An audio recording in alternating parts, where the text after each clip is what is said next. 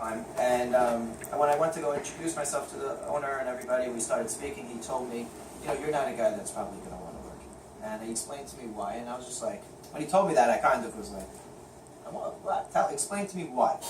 And he explained to me about the system of how it is over here, and it's you know, it's a volume base. We care about making sure the client gets like the best rate, the best closing costs, and everything. But I came from a world that we weren't into that. We went into let's give them, you know, whatever we can give them, whatever we can get out of them, not. But so I transitioned over to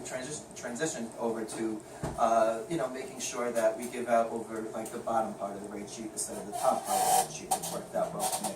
So from there, I'm able to offer what the smaller banks offer with the type of service, and then the bigger banks offer in regards to rates and fees. So for me, I just needed the programs and the guidelines and basically the infrastructure for someone like me, because thank God I know how to close a loan really well, but you know, a lot of mortgage companies don't, and you have, or not are okay with certain type of loans. So when I went to go work for them, I noticed that when we have an issue, I'm able to bring in an underwriter, bring in a processor, bring in my entire team, and just figure out the loan. So generally it happens a lot quicker.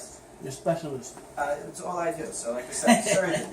So I know mortgages, I know that well. I don't know anything else, but I know mortgages. So I know it inside and out, as we said before. You know, I look young, but yeah, I've been doing this for 15 years. Question, I think I was asking, so you do commercials as well?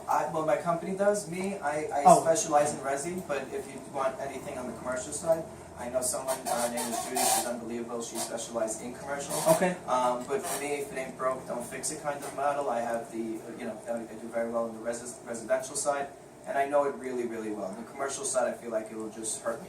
You know, how it actually hurt. In the last 3 years, I've not lost a loan that I submitted. Wow. So there's not too many loan officers that could ever say that. Not too many people at all. Not even anyone that works under me has ever lost a loan. So, and that's in regards to a file being denied, a client leaving me because of rate or service. The only time I've ever lost a loan is because an appraisal issue with the house wasn't up to code, or a title issue, which are things that are out of my control. But things that I could figure out, just like when I was walking here, I figured out along with one of my processors, you know, to get it done, that one that we spoke about before, with paying off a couple of credit cards, bringing down the rate just a tad, and, you know, making it work.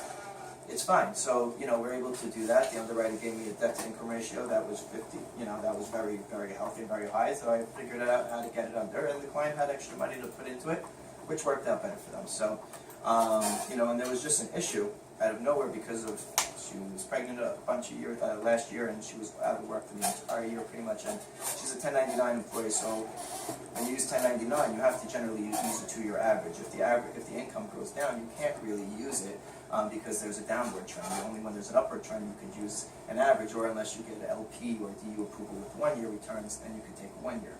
Now this was an FHA loan, which required 2 years. So when we got everything in, we knew we can get everything done, but the problem is when we got in the verification of appointments, there was just something with the minimum hours that we had to figure out. So it was off by just a couple of dollars, but we ended up figuring it out. God willing, she's closing tomorrow at 10 a.m. in Valley Stream. So works out well. So and no one even knows what happened because we figured it out before anyone even knows. So even though this attorney's not the nicest, but I'll see him in the morning.